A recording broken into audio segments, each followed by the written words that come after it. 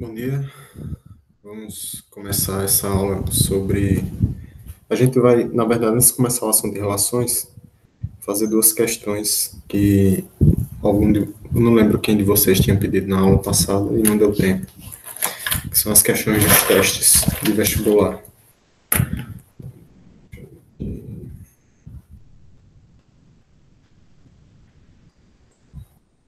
Vocês estão vendo aí a tela branca, né? Quando eu estou escrevendo, quando eu escrevo. Então, sabe-se que a. Deixa eu pegar.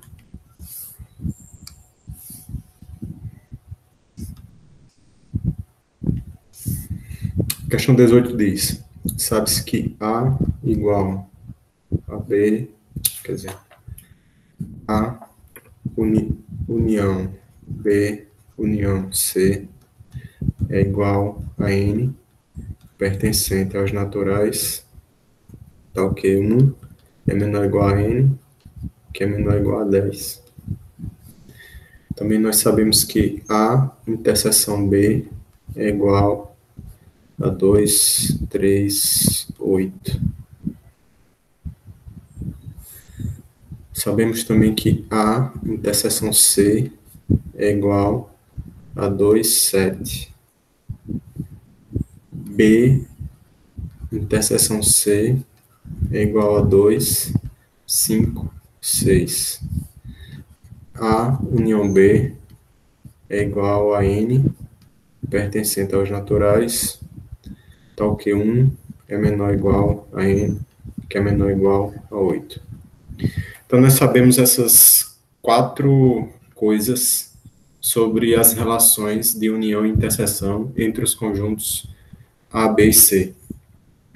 Aí, a questão quer saber quais são os elementos que compõem C, ou seja, quem é o conjunto C. Todo mundo vem me ouvindo aí, né? Manda só uma mensagem sim lá na caixinha de texto só para ver. Ok. Aí nós queremos saber quem é o conjunto C. Então, para resolver isso aqui, eu vou sugerir que a gente primeiro desenhe o diagrama de Venn. Isso aqui era para ser um quadrado. Mas vamos lá. Então, isso aqui representa o conjunto universo, que é o conjunto que conteria todos os elementos desse problema. E aí o problema tem três conjuntos, A, B, C. Então, vou desenhar aqui três círculos. Esses círculos podem ter interseção 2 a 2 ou os três. Esses círculos representam os conjuntos A, B e C. Agora, de posse do que nós temos aqui das informações da questão, nós vamos distribuindo esses elementos nessas regiões aqui dos círculos ou das interseções entre eles.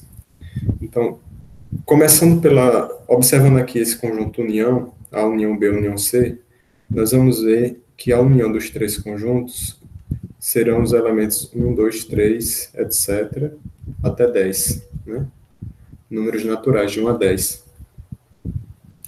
Isso, por enquanto, não nos dá muita informação útil para resolver o problema, mas vai ser útil depois.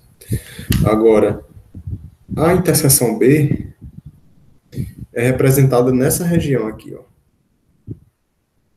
E aí nós podemos colocar os números. Não vai ficar muito legal aqui, porque o zoom está muito... não vai ajudar muito. Mas aqui a gente tem que colocar os números 2, 3 e 8. Espera só um pouco para ajustar isso aqui.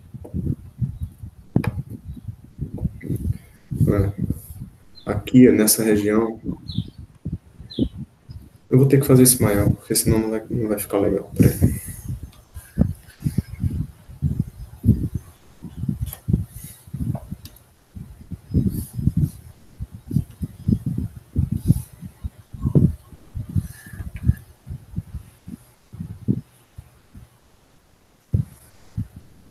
Esse seria o universo.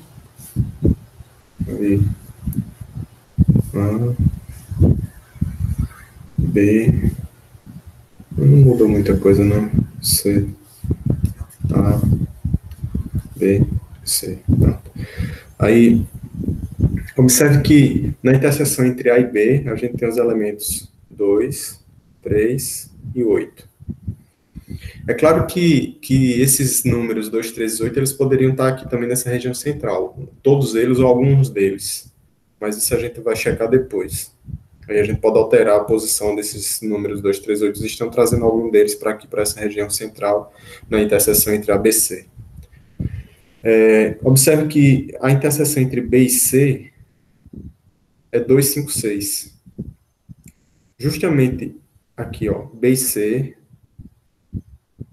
tem o elemento 5 de interseção e também tem o elemento 6. E também tem um 2. Então, isso quer dizer que esse número 2 que está aqui, entre A e B, na verdade, ele está aqui também, porque também faz parte da interseção com C. Então, nós vamos tirar esse 2 aqui.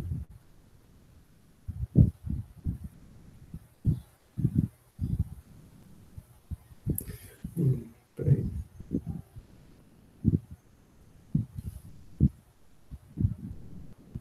Tira daqui e deixa só lá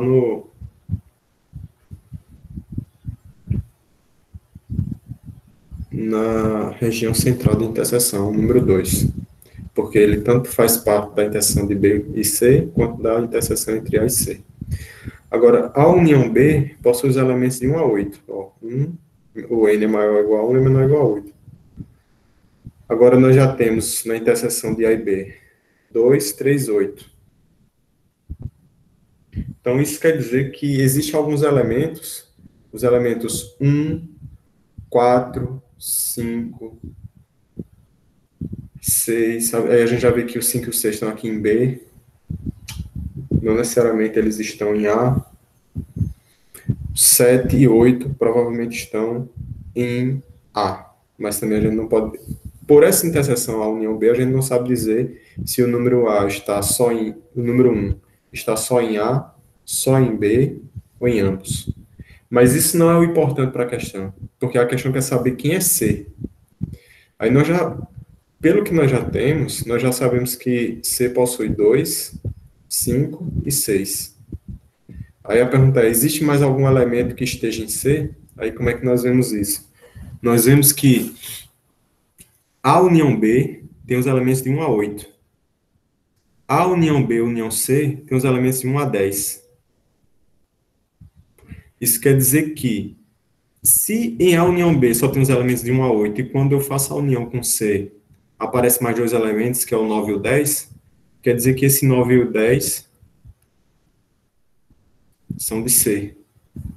E aí, nós chegamos na resposta da questão. Ou seja, opa, falta mais uma coisa. Ah, sim, porque tem essa informação aqui, ó. A interseção C é 2 e 7. Então, quer dizer que o 7 também está em C. Então, aqui, 7. Então, a interseção C é 2 e 7, o 7 também está em C e está em A, né? E a união B só são os números de 1 a 8. A união B e a união C também adiciona mais dois números, que é o 9 e o 10. Isso quer dizer que esse 9 e 10 vieram do C. Portanto, o C é formado pelos números 2, 5, 6, 7, 9, 10. Alguma pergunta?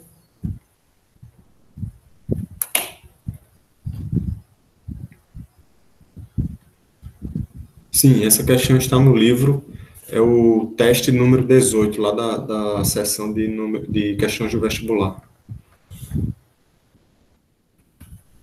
Passar para a próxima, tá?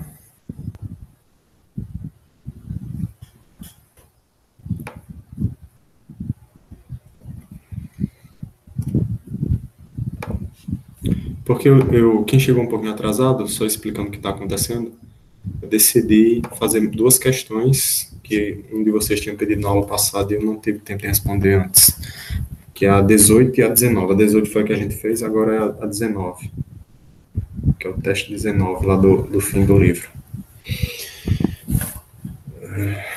Aí o enunciado dessa 19 é assim.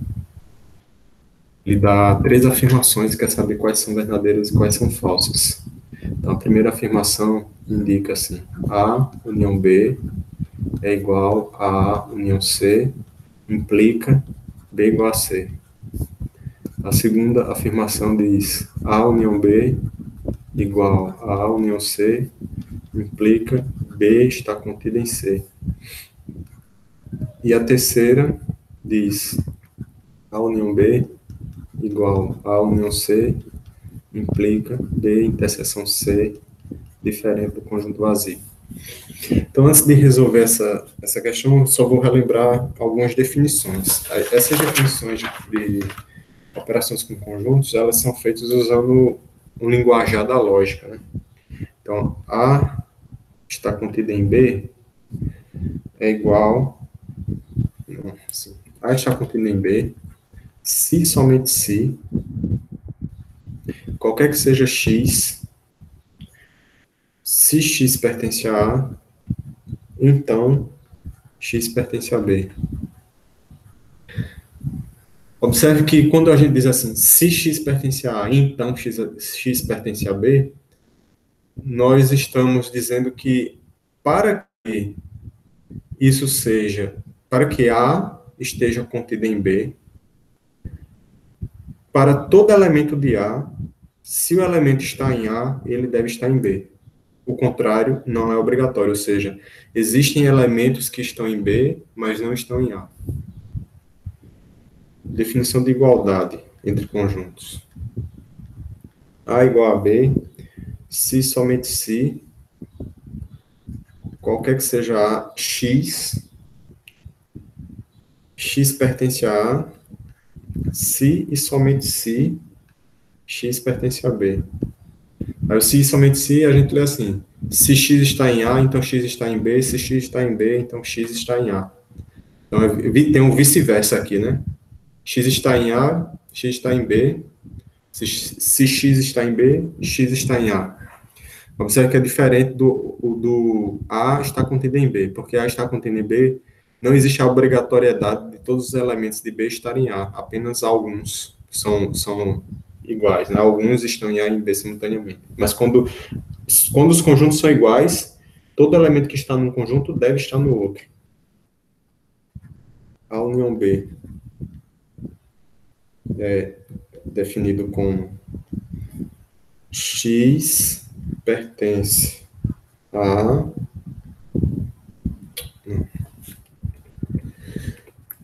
X está o quê? X pertence a A ou X pertence a B. E observe que esse ou aqui é o ou da lógica. O ou da lógica é um pouco diferente do ou da língua falada do português. Porque na lógica, quando a gente fala X pertence a A ou X pertence a B, a gente quer dizer que X pode estar em A, X pode estar só em A, pode estar só em B, e pode estar em A e B simultaneamente. Esse é o conceito de definição, de união de conjuntos. A interseção B é formado por todos os elementos X, tais que esses elementos, se X pertence a A, quer dizer, X pertence a A e X pertence a B. Observe que na interseção, os dois elementos, o elemento tem que pertencer a A e a B simultaneamente. Na união, o elemento pode pertencer só a um dos conjuntos ou pode pertencer a ambos os conjuntos. Agora, com essas definições, nós podemos analisar as afirmações. A primeira afirmação diz: A união B é igual a A união C, implica que B é igual a C? Então, vamos pensar um pouco. Dizer que A união B, o conjunto A união B é formado por elementos que podem estar só em A, podem estar só em B, podem estar em A e B simultaneamente. A união C é formado por elementos que podem estar só em A, só em C, ou em A e C simultaneamente. Com essa afirmação, não necessariamente B igual a C. Quando a gente está fazendo demonstrações, eu vou só abrir um parênteses para eu justificar o que eu vou fazer a seguir. Quando a gente está fazendo demonstrações matemáticas, uma forma de provar que é falso é mostrar um contra-exemplo. Então, pensem o seguinte: exemplos só são úteis em demonstrações quando eles provam o contrário, ou seja, ele prova que é falso. Dar um exemplo não pode ser utilizado para provar que é verdadeiro. Então, para provar que isso aqui é falso, vou dar um contra-exemplo. Então, suponha que A é igual a 1, 2, B é igual a 3, 4, e C, deixa eu ver aqui. Não, vamos fazer assim. Eu vou colocar aqui A é igual a 1, 2, 3, B igual a 3, 4 e C igual a 2, 4. Aí o que é que vai acontecer? Quando a gente fizer A união B, nós vamos ter 1, 2, 3, 4. Quando nós fizermos A união C, nós vamos ter 1, 2, 3, 4. Ou seja, A união B é igual a união C. Porém, B é diferente de C. Portanto, a primeira afirmação é falsa. Porque existe pelo menos um caso que falsifica.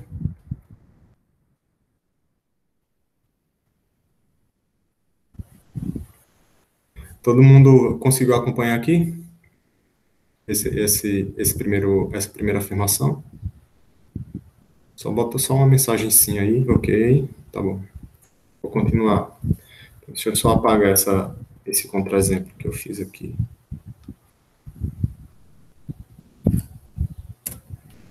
Pronto, então isso aqui é falso. A união B igual a união C implica B está contido em C? Ele quer saber se isso é verdadeiro ou falso. Aí vamos ver. Quando a gente diz A união B, a gente está falando de um conjunto que os elementos podem estar só em A, só em B ou em ambos. A união C é a mesma coisa. O elemento pode estar só em A, só em C ou em ambos. Mas não necessariamente isso quer dizer que B está contido em C. Pelo exemplo anterior, aquele contra-exemplo que eu dei, que eu acabei de apagar, né? Mas é fácil voltar isso aqui, deixa eu ver. Pronto. Então, usando esse mesmo contra-exemplo, a gente vê que o fato de A união B ser igual a A união C não quer dizer que B está contido em C. Por quê? Porque para B estar contido em C, todo elemento que está em B deve estar em C. Mas existe um elemento aqui, que é o 3, que está em B, mas não está em C. Portanto, essa afirmação também é falsa. E do mesmo modo, ó, A união B igual a união C, ele está perguntando se ele está afirmando que isso implica que B interseção C é diferente de vazio. Nesse caso aqui, desse contra-exemplo que eu dei, ele não observe que esse exemplo, a interseção de B e C dá 4. Ou seja, existe interseção. Porém, não quer dizer que isso sempre é verdade. Lembre, para provar que é falso, a gente só precisa de um contra-exemplo. De um exemplo, né, falsificando. Mas para provar que é verdadeiro, um exemplo não prova. Porque pode existir outro caso que prove. Então, que prova o contrário, né? Por isso que a gente tem que ter muito cuidado quando vai fazer demonstrações matemáticas. Tem que ter esse cuidado. Para provar que é falso, basta um exemplo, que a gente chama de contra-exemplo. Mas para provar que é verdade, um único exemplo não é suficiente. É justamente esse caso aqui. Porque aqui a gente tem exatamente um exemplo que dá certo essa afirmação número 3, mas não necessariamente quer dizer que isso é verdade. Aí, para provar que é falso, a gente precisa de outro contra-exemplo. Né? Deixa eu pensar aqui. Apagar. Pronto, suponho que A seja 1, 2, 3, e B seja 3 e C seja, quer dizer, B seja 3 não, B contém o elemento 3, C contém o elemento 2. Aí o que é que vai acontecer? A união B dá 1, 2, 3. A união C também dá 1, 2, 3. E aí, quando a gente faz B interseção C, dá conjunto vazio. Ou seja, B e C não possuem elementos em comum. E aí, se isso aqui é vazio, isso aqui é uma contradição para o que está sendo afirmado na afirmação 3. Ou seja, a afirmação 3 é falsa. Porque para ela ser verdade, ela deveria ser verdade para todos os casos possíveis. E a gente encontrou um contra-exemplo que a falsifica. Portanto, as 3 afirmações são falsas. Tudo bem? Continuando. Agora, nós vamos passar para os exemplos, os exercícios sobre relações. Deixa eu apagar isso aqui.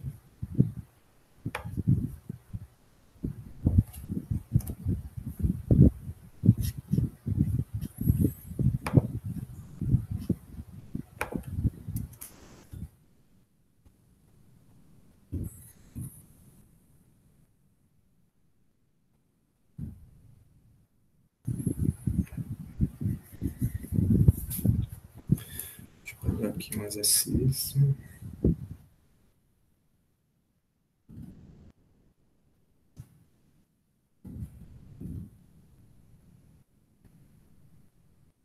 Um pouquinho que estou passando aqui as páginas do livro para achar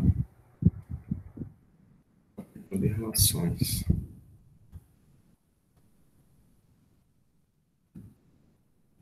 Aqui.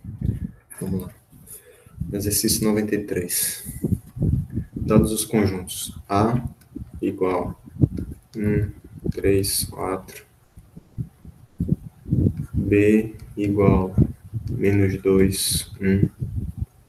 C igual a menos 1, 0, 2. Representar pelos elementos e pelo gráfico cartesiano os seguintes produtos. Então, aqui a gente está tratando de produto cartesiano. Então, a letra A é A cartesiano B. Então, como alguns de vocês, eu suponho, já estudaram, o produto cartesiano é uma operação entre dois conjuntos, dois ou mais conjuntos, né? E aqui a gente tem o produto cartesiano entre A e B. A ordem que os elementos aparecem do lado do X importa para dizer qual é a ordem dos elementos no par ordenado. Então, se a gente tem A cartesiano B, quer dizer que o primeiro elemento tem que vir do conjunto A e o segundo elemento tem que vir do conjunto B. E aqui a gente faz todas as combinações possíveis. Então, se o conjunto é formado pelos elementos 1, 3, 4, a gente vai fazer 1, menos 2. Ó, o menos 2 é um elemento do conjunto B.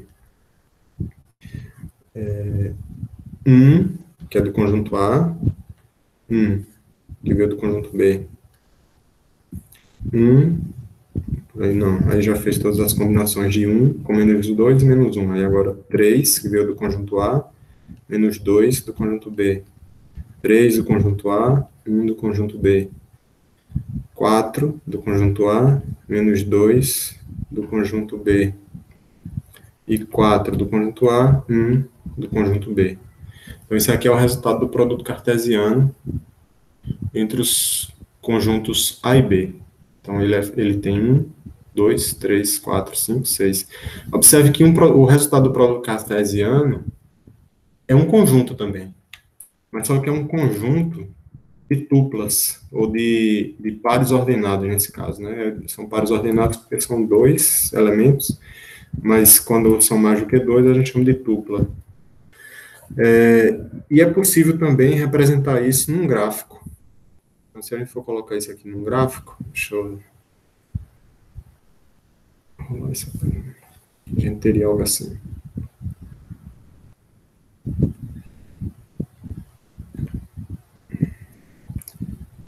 Dois eixos, cada eixo representa um conjunto.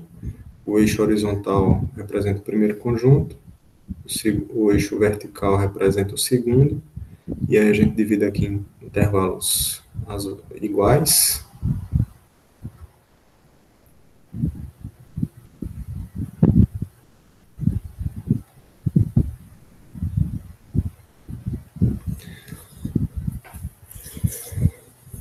E aí é só colocar os pontos, né? Cada par ordenado desse vai representar um ponto no gráfico. Então, se a gente tem aqui esse ponto, esse par ordenado 1, menos 2, ele é um ponto que tem como coordenada uma ordenada 1 e abscissa, quer dizer, ele vem o elemento do conjunto 1, quer dizer, o elemento 1 do conjunto A e o elemento menos 2 do conjunto B.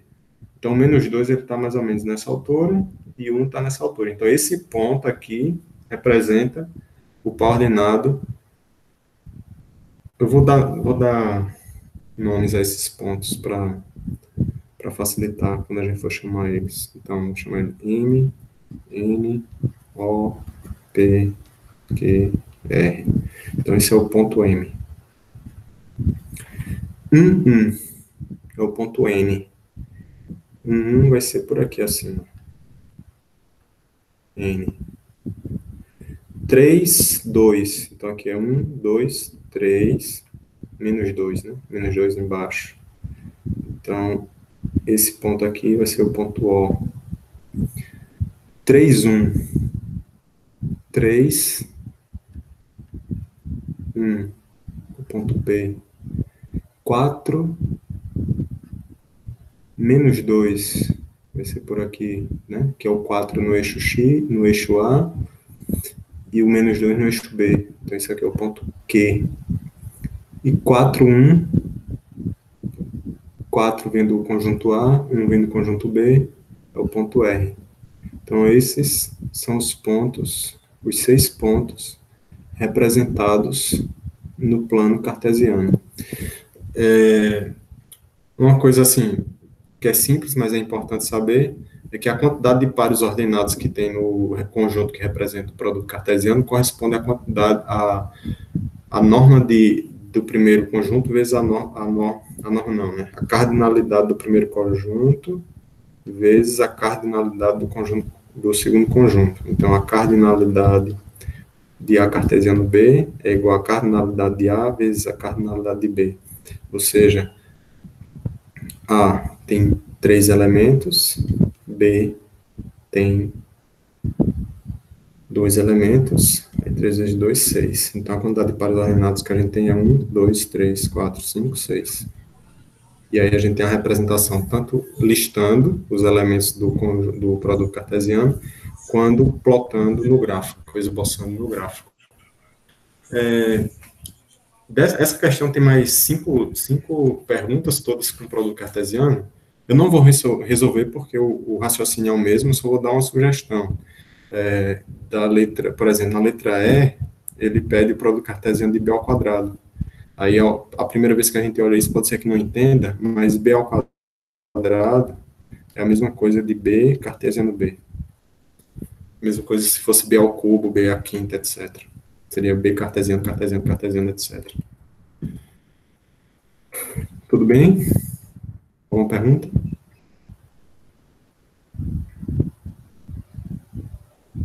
Ok, vamos seguir.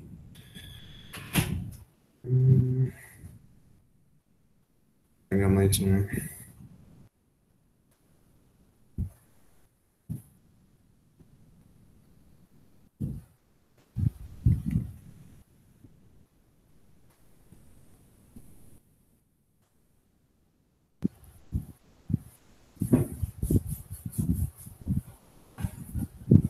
Vamos fazer essa.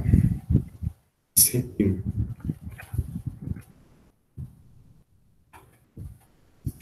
Isso aqui.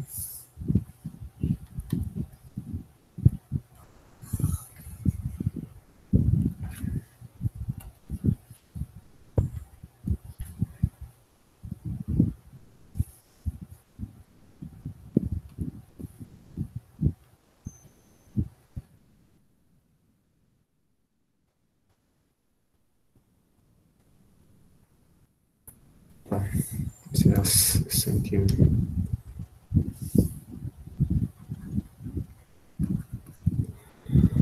Dado o conjunto A igual a 1, 2, 3, 4, 5, 6.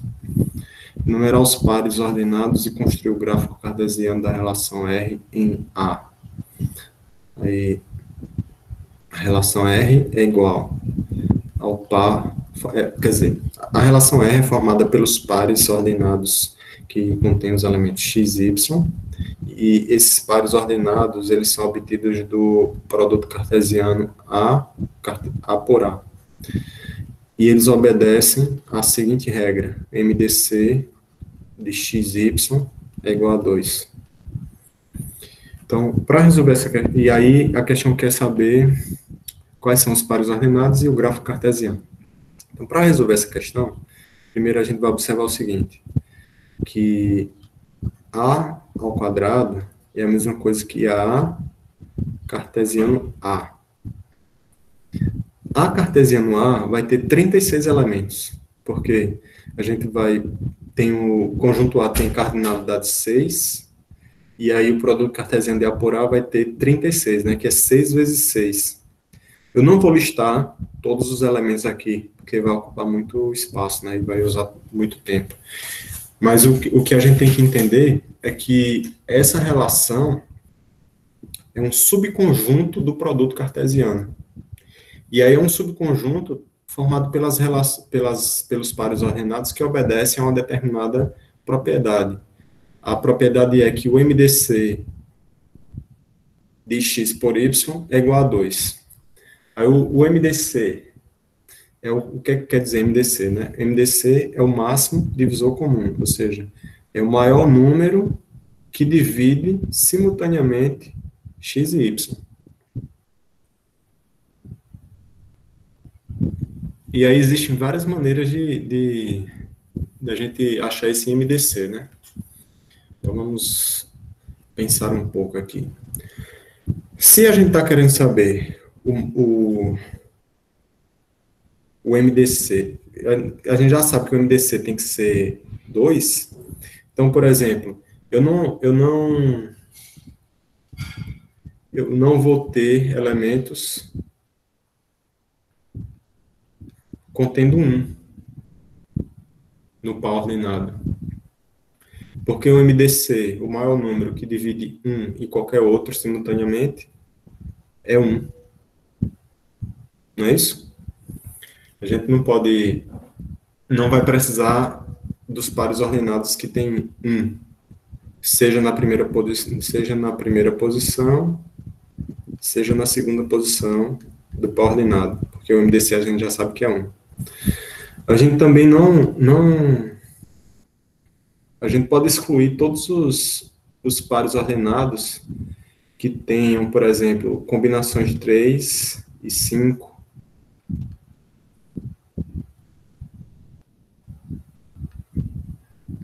MDC 5, 3. Por quê? Porque o MDC... Qual é o MDC de 3 e 5? Digita aí, por favor, na caixinha de texto.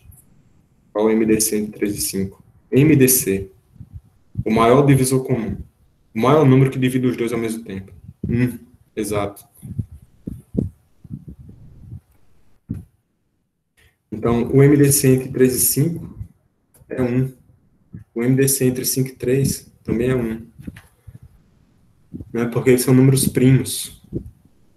E o único número que divide 3 é 1 e o 3, né? Os números positivos que dividem 1 e o 3. E aí a mesma coisa a gente pode fazer, por exemplo, com todas as combinações de 1, 3 e 5, 2 a 2. E aí o que é que vai restar? As combinações também com o 2, né? Vamos tirar os primos aqui. Primos. Os primos que estão nesse conjunto. 1, 2, 3, 5. Né? Qualquer número que eu calcular MDC, se uma das combinações, um dos dois números for 1, 2, 3 e 5, há um risco de o MDC não ser 2, né? Exceto quando o 2 fizer parte e quando o número for múltiplo de 2. Então, quando a gente olha aqui, ó, nessa lista, a gente poderia excluir o 1, poderia excluir o 3, porque não é múltiplo de 2, poderia excluir o 5, que também não é múltiplo de 2, restaria só o 4 e o 6. Porque quando a gente faz MDC de 2 e 4, o maior número que divide os dois simultaneamente é 2. O MDC de 2 e 6, o maior número que divide os dois simultaneamente é 2 também. E aí alguém ainda pode perguntar, e qual é o MDC de 4 e 6? Também é 2. E aí nós podemos fazer, como o par ordenado 2, 4 é diferente do par ordenado 4, 2, os pares ordenados que a gente precisa são 2, 4, 4, 2, 2, 6, 6, 2, 6, 4, 4, 6, certo? Então, R é formado pelos pares 2, 4, 4, 2, 2, 6, 6, 2 e 4, 6, 6, 4.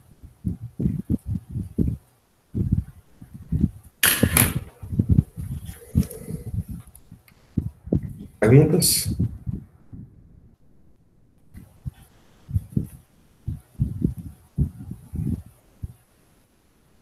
Sim, mas A ao quadrado quer dizer que é A cartesiano A.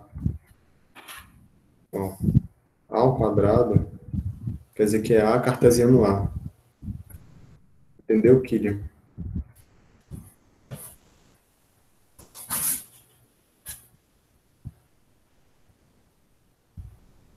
A cardinalidade não será 3. Eu não entendi. O que é que a cardinalidade vai influenciar aqui?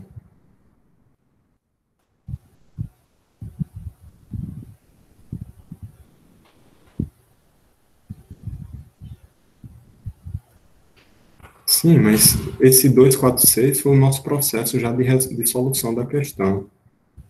Entendeu? Para eu já saber quais pares ordenados eu tinha que excluir do conjunto de pares ordenados para delimitar o escopo.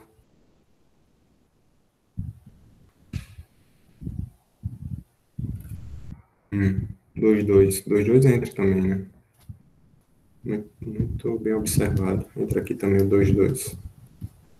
Porque MDC 2 é 2.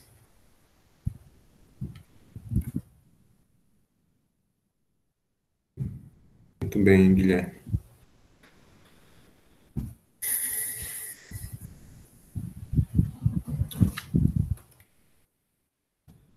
Ok? Vou seguir aqui.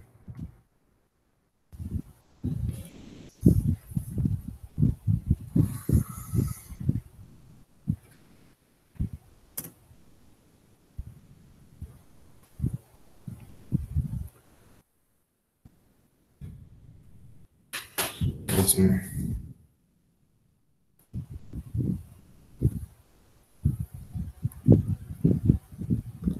Aí aqui, agora ele passa para a parte de domínio e imagem. Aí domínio e imagem é simples.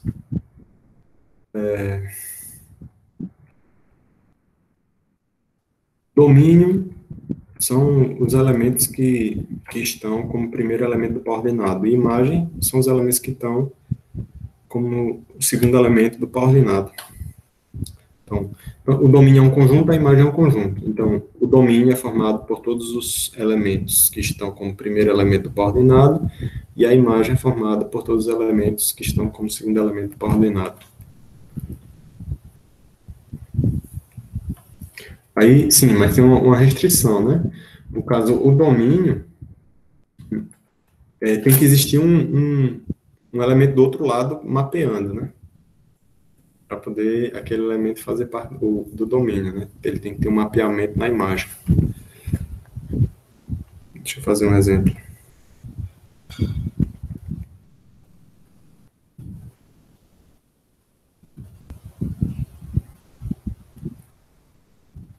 Deixa eu 107.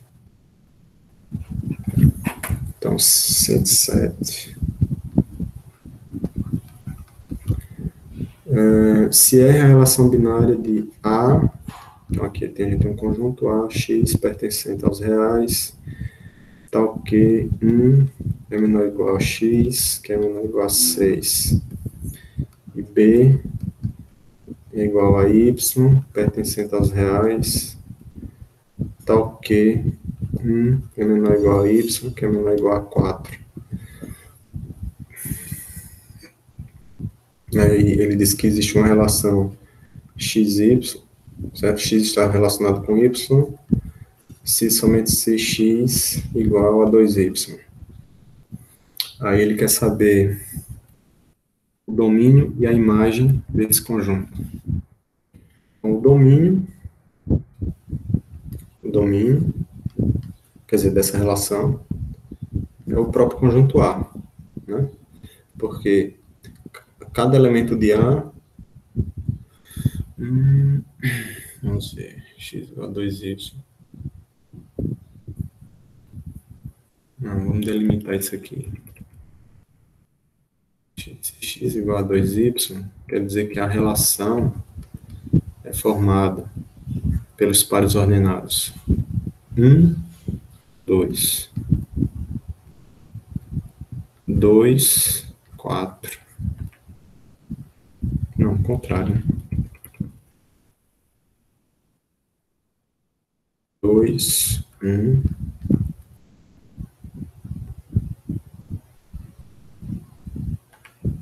4, 2, 6, 3, 8, 4. Né? Os elementos de B são 1, 2, 3, 4. Aqui, ó, de uma. Tem outra questão aqui, bem interessante, que a gente tem que ter cuidado. Observe que esse conjunto agora, de onde os números estão saindo, é o conjunto dos reais, não é mais os naturais. Isso quer dizer que não é tão simples assim listar todos os elementos, certo? Não é tão simples. A gente tem que ter muito cuidado com isso. Então, por que não é tão simples? Porque agora o conjunto que a gente está lidando é um conjunto que tem infinitos elementos. Aí nós não conseguimos mais listar por meio daquela forma de descrever. Nós vamos ter que colocar isso num gráfico. Então, A está aqui, B está aqui, os elementos de B vão de 1 até 4, são números reais, os elementos de A vão de 1 até 6, então, e também são números reais, e aí eles seguem uma regrinha, que é x igual a 2y, e a gente também pode dizer que é y igual a 1 sobre 2x. E como nós vimos numa das aulas presenciais, primeiro, esse gráfico aqui é uma reta, e para fazer o gráfico da reta, nós precisamos de dois pontos, que são justamente os pontos em que a reta toca o eixo x e toca o eixo y, ou toca o eixo horizontal e toca o eixo vertical. Para saber o ponto... Mas aí, tem mais outro fator interessante aqui. Como esse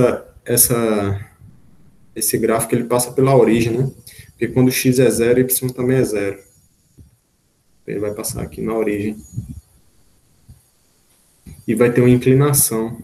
Aí, para essa inclinação a gente perceber quanto é que é bom a gente fazer a substituição pelos os valores dos extremos dos conjuntos, né?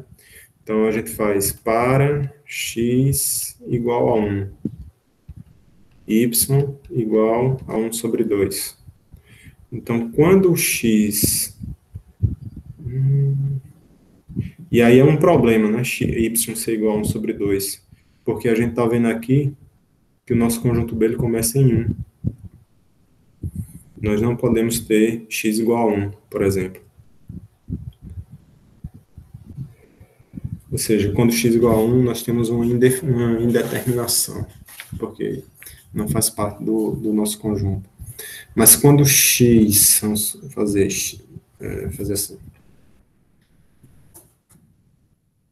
para x igual a 2, aí nós temos y igual a 1. Então, quando x igual a 2, y igual a 1.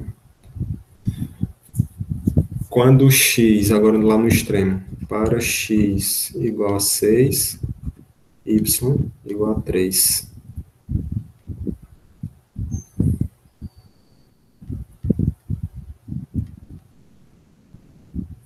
E aí a gente pode conectar os pontos. Então, observe que essa coisa de conectar pontos é possível porque nós estamos tratando de números reais. E aí nós podemos conectar os pontos. Se esses conjuntos A e B fossem conjuntos que tiram elementos dos naturais, nós não poderíamos conectar os pontos. E aí essa reta é a reta que define a relação.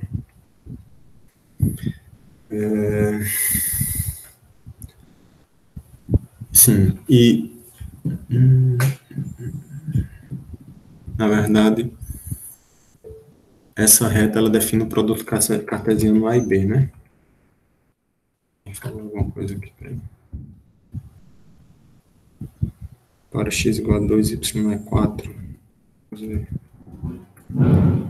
X igual a 2. Não. Ó, a regra de formação é essa aqui, ó. Carlos. Quando x igual a 2, a gente tem que dividir o x por 2 para obter o y.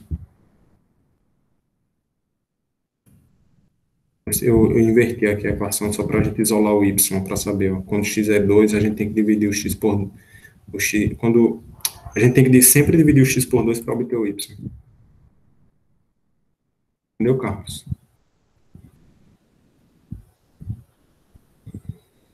Ok. Sim, aí essa reta aqui no gráfico não é ainda a reta da relação, na verdade é a reta do A cartesiano B, né? Porque eu estendi ela para regiões que estão fora da delimitação do conjunto, né? Ó, o conjunto, o B vai de 1 a 4 e o A vai de 1 a 6. Ó, o A vai de 1 a 6 e o B vai de 1 a 4. Então, o que nos interessa aqui na reta, deixa eu ver se eu consigo mudar a cor. O que nos interessa na reta aqui é essa região vermelha. Essa região vermelha é a região que corresponde à relação, né? X relacionado com Y. Porque ela obedece a essa regra e, ao mesmo tempo, retira elementos que estão em A e B. Então, essa seria a representação gráfica dessa relação. X relacionado com Y, seguindo a regra que x é igual a 2y. O que é que ele quer saber mais? A representação cartesiana de A cartesiano B é a linha preta inteira, que se estende para mais infinito e para menos infinito. A representação cartesiana de R, essa parte tracejada vermelha aqui, é ondulada, né? Na verdade é a linha preta, mas só que começando no x igual a 2 e terminando no x igual a 6, domine a imagem de R. Para saber o domínio e a imagem de R, a gente tem que ver a definição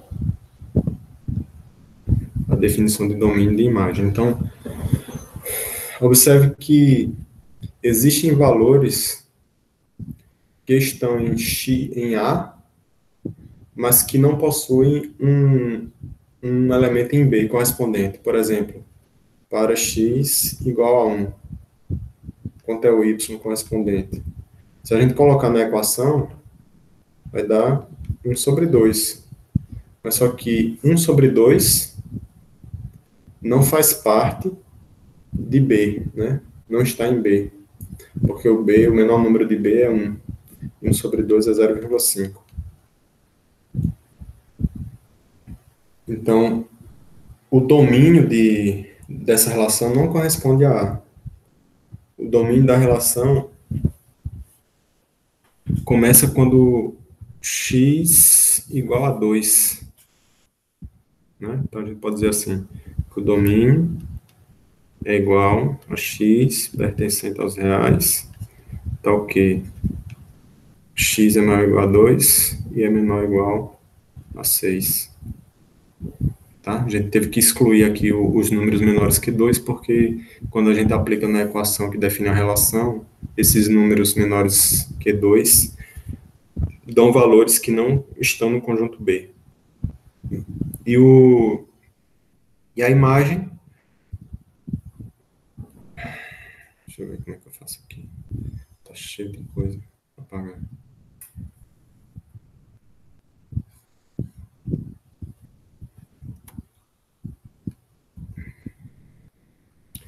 A imagem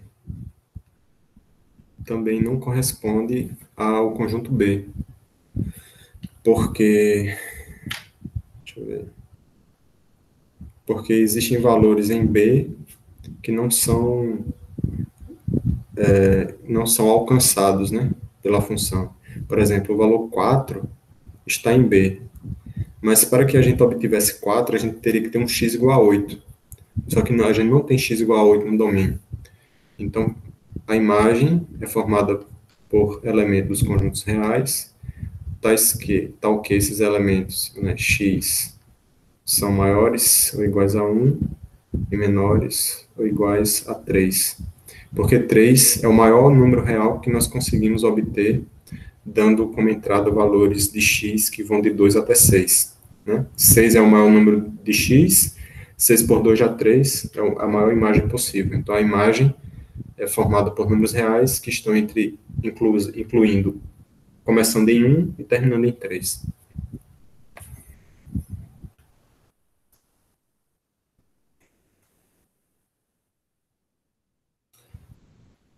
O Emanuel está perguntando se a cartesiano B não forma um plano.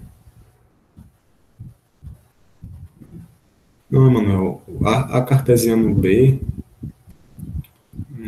deixa eu ver.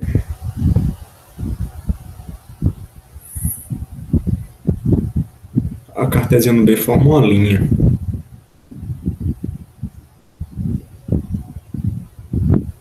Deixa eu ver. A cartesiano B... Ah, tô entendendo o que você está falando. Essa linha aqui é da relação. É uma parte... E a cartesiano B vai ser o negócio que vai estar aqui assim. Acho que é isso que você está falando. Deixa eu mudar a cor.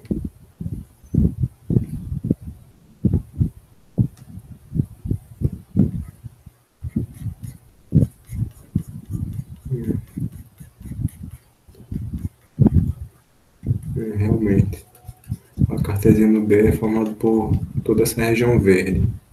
Mas aí, dessa região verde, a gente delimita...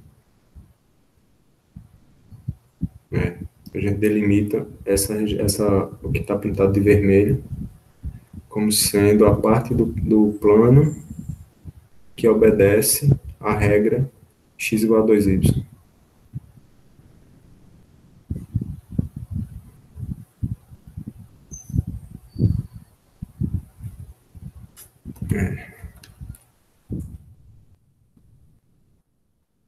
É isso, Emanuel?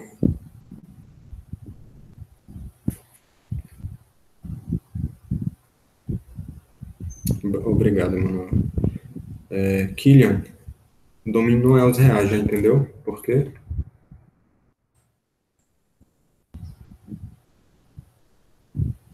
Okay.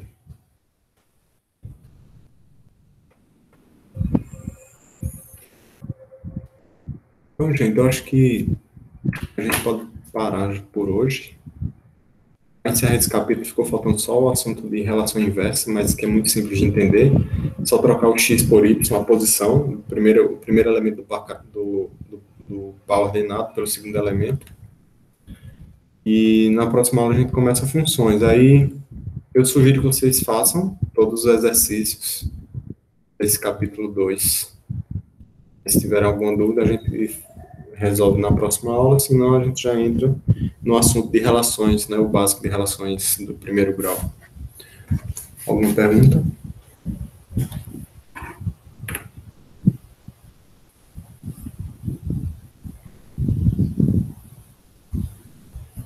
Tá bom. Então, mais uma vez, obrigado a todos. Espero que esteja sendo positivo para vocês essas aulas. E não esqueçam de trazerem as dúvidas para a aula ficar mais interativa. Sim, é para fazer os exercícios de relações agora.